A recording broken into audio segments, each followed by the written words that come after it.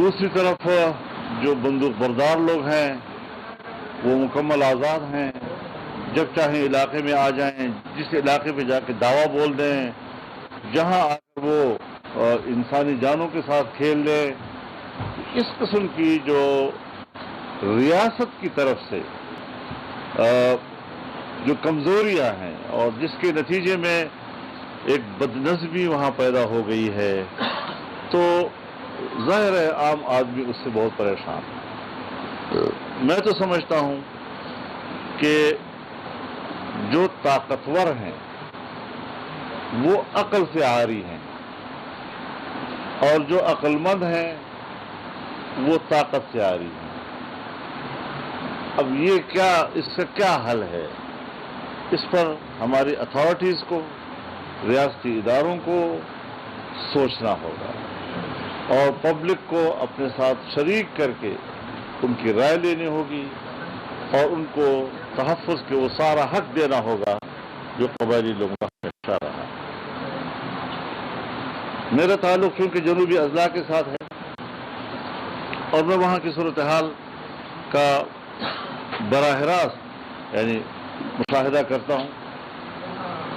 ڈیرہ اسماعیل خان، ٹانک، لکی مروت، کرک، وزیرستان، دوسرا وزیرستان، یہ سارے علاقے جو ہیں اب وہاں پر مسلح لوگوں کا راج ہے۔ مقامی انتظامیہ ہو، پولیس ہو، اپنے آپ کو بے بس محسوس کر رہے ہیں۔ تو اس حوالے سے بھی جو وہاں پر عثمانزئی قبیلے کا دھرنا ہے، ان کی بھی اپنے علاقے میں اپنے تحفظ کے حوالے سے، یعنی ایک ہے حقوق کا تحفظ، ایک ہے جان کا تحفظ۔ ان کو اس وقت جان کی تحفظ کی پڑی ہوئی ہے، تو ان کو جان کا تحفظ بھی چاہیے، اور ان کو حقوق کا تحفظ بھی چاہیے۔ اس حوالے سے انشاءاللہ اسی ہفتے کے اندر میں خود بذات خود وزیر اعظم سے انشاءاللہ ملاقات بھی کروں گا، اور اس حوالے سے جو مجھے براہ راست لوگوں کی طرف سے رپورٹس مل رہی ہیں،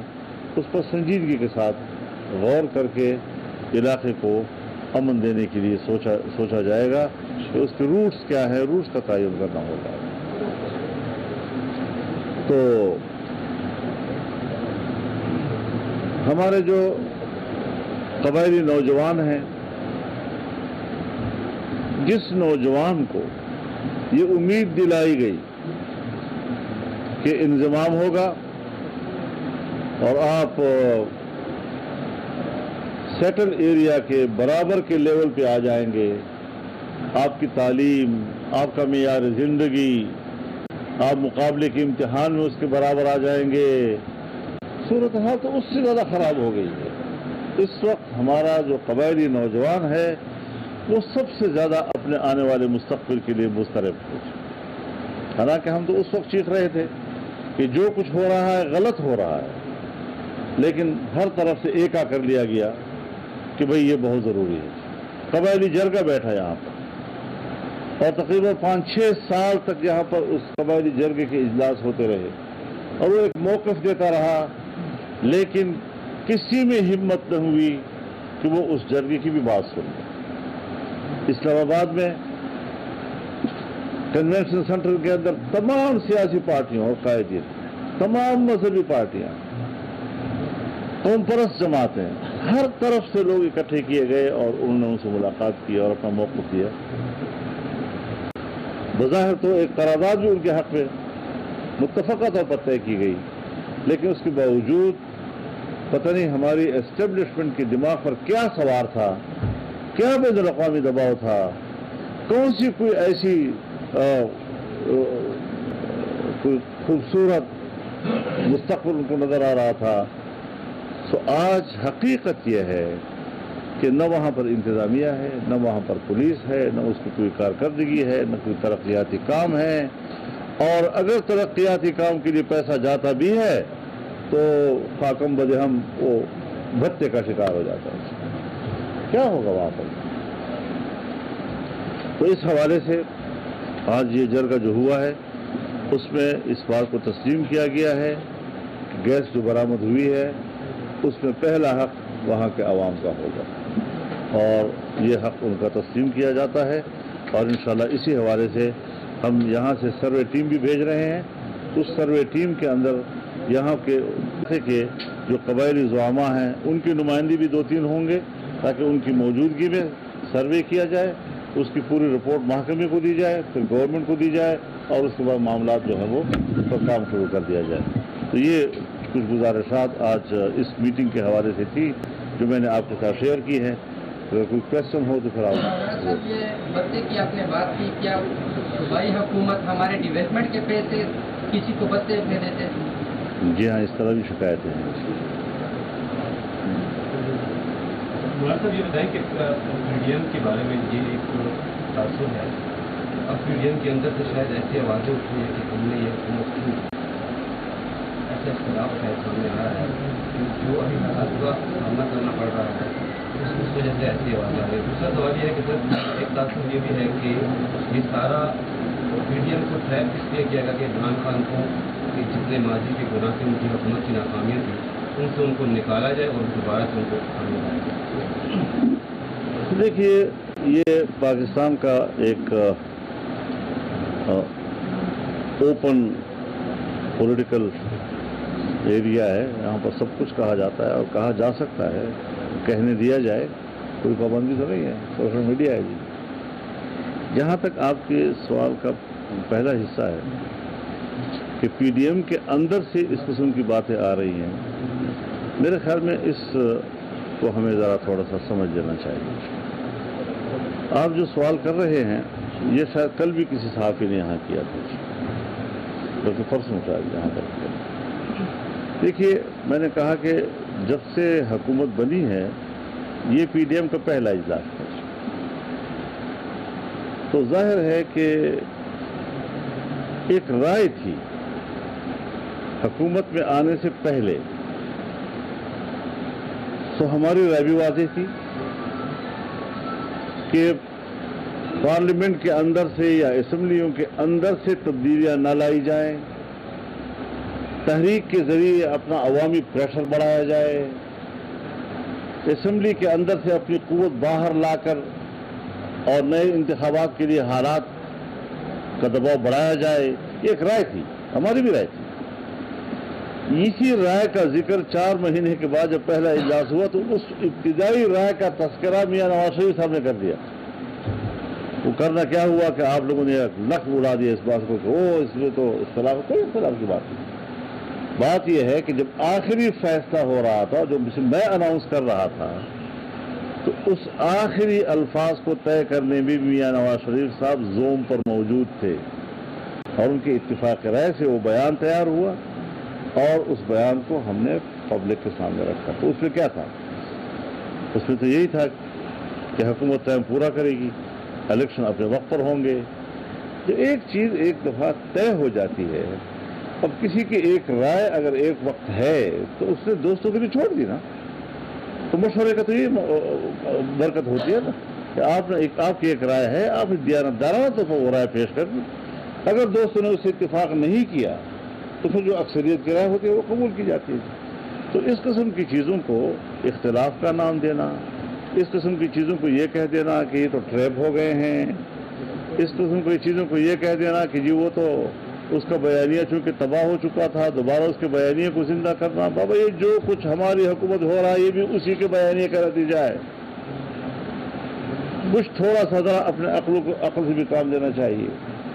جس دلدل میں اس نے ہمیں پھنسایا ہے اس سے نکلنا آسان کام نہیں ہے۔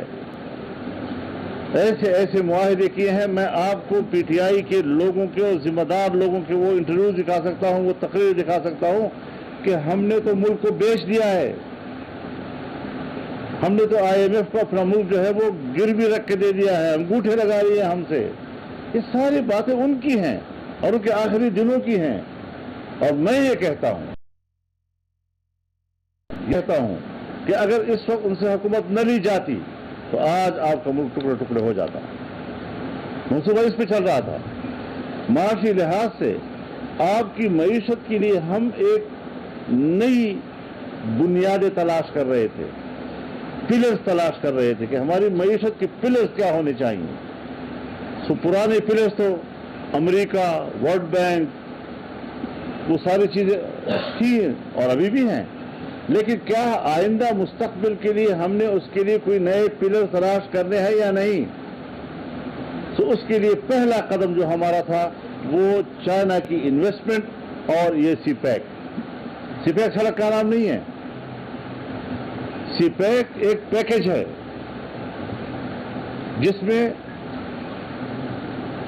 سڑک بھی ہے، جس میں ریلوے لائن بھی تھی، جس کے اندر پاور سیکٹر میں بڑھوتری،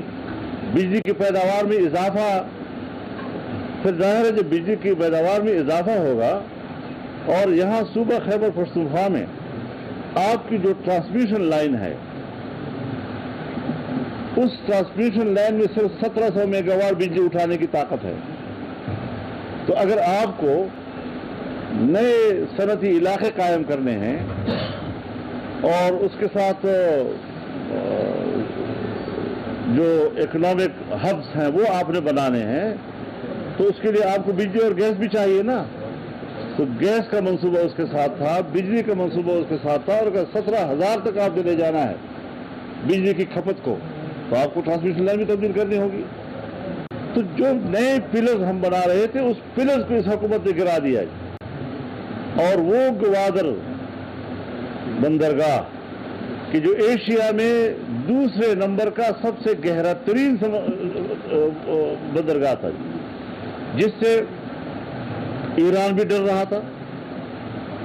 چابہار خطرے میں پڑ گیا، بندر عباس خطرے میں پڑ گیا، دبئی خطرے میں پڑ گیا، اور یہ سب سے زیادہ کامیاب بندرگاہ ہوتا تجارتی لحاظ سے، تو اس کا بیڑا غرق کیا۔ اور کل جو ابراج گروپ کے حوالے سے خبر آئی ہے کہ کتنا پیسہ دیا گیا، اس میں جو آپ کے ابوظبی کے بادشاہوں نے پیسہ ڈالا ہے وہ اسی لیے ڈالا ہے کہ یہ ہر قیمت پر حکومت میں آئے، سی پیک کو دبوئے، اور آج وہ گہرا ترین سمندر اس وقت صرف 11 فٹ کا رہ گیا ہے، ریت نے آ کر اس کو بھر دیا ہے، ملک کی معیشت کو تباہ و برباد کر کے رکھ دیا اس نے۔ تو ملک یہیں سے ٹوٹ گیا نا، سوویت یونین یہیں سے ٹوٹ گیا نا۔ یہ چیزیں ہیں کہ جس کی نزاکت کو، جس کی حساسیت کو ہر آدمی کو سمجھنا چاہیے، ہر پڑھے لکھے کو سمجھنا چاہیے کہ ہم نے کس چیلنج کو قبول کیا۔ ہمیں دکھ ہے کہ ہمارے بینکوں میں جب ہم نے کھنگالا، آپ کو پتا ہے کیا جھوٹ بولتے ہیں یہ لوگ۔ جس وقت جانے سے پہلے کہہ رہے تھے 25 ارب ڈالر ہمارے ریزرو میں پڑا ہوا ہے، جو ہی حکومت بدلی اور ہم نے پتہ لگایا تو 8 ارب تھا، 7 اور 8 ارب کے درمیان تھا۔ اب آپ کے پاس جب ڈالر کے ذخیرے کم ہو جائیں گے تو جو چیز کم ہوتی ہے اس کی قیمت بڑھتی ہے نا۔ بازار میں بھی کوئی چیز آپ خریدیں گے اور وہ ناپید ہو جائے، ٹماٹر ہے، آلو ہے، پیاز ہے، ناپید ہو گیا تو قیمتیں بڑھیں گی نا اس کی۔ تو اب ڈالر کی قیمت پاکستان میں بڑھ گئی ہے۔ تو اس چیز کو ہم نے کیسے کور کرنا ہے، سارا فوکس اسی پہ ہے۔ اور میں آپ کو بتا دینا چاہتا ہوں آج کی اس پریس بریفنگ سے کہ منگل اور بدھ کو فائنانس ہو، پیٹرولیم ہو، یا جتنے بھی وہ ادارے جس کا ملکی معیشت سے تعلق ہے، وہ پوری حکمران پارٹی کی جماعتوں کو بریفنگ دیں گے، اور پھر پوری حکمران جماعتیں جو ہیں وہ اس بریفنگ کو سامنے رکھتے ہوئے معیشت کے استحکام کے لیے اگلے اقدامات کا فیصلہ کریں گے۔ تو اس کے لیے ہم اپیل کرتے ہیں جی کہ خواہ اس کا تعلق اسٹیبلشمنٹ سے ہو، چاہے بیوروکریسی کے ساتھ ہو، چاہے ہمارے سرکاری ملازمین ہوں، چاہے عام آدمی ہو، نوجوان ہے، سب کو آج صرف ملک کے لیے سوچنا چاہیے۔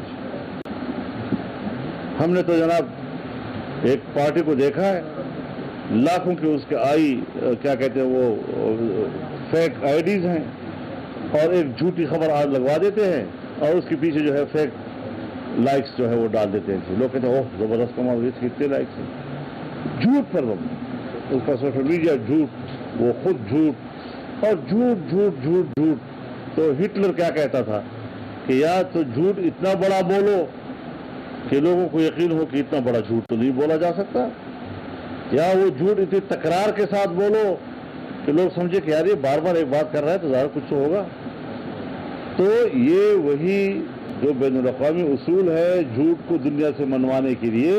اس کا ٹھیک ٹھاک سبق ہماری پی ٹی آئی نے پڑھا ہوا ہے اور لوگوں کو پڑھا رہے ہیں. مولانا صاحب، یہ جن منصوبوں کا آپ ذکر کر رہے ہیں،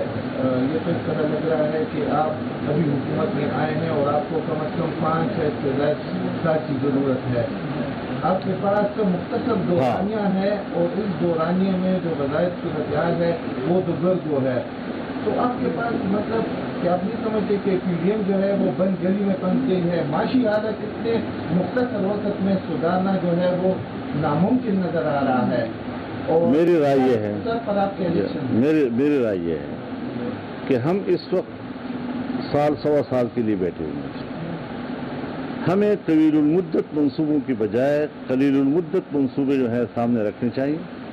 جس سے عام آدمی کا روزمرہ کا معاملہ وابستہ ہوتا ہے. تو کچھ چیزیں ایسی ہیں کہ ہمیں اگلی حکومت کا انتظار کرنا چاہیے اور پبلک کو یہ اعتماد کرنا چاہیے کہ جن لوگوں نے ہمارے ملک کی معیشت کو ڈبویا ہے دوبارہ ہمیں اس پر اعتماد کرنے کی ضرورت نہیں. میں تو اپنے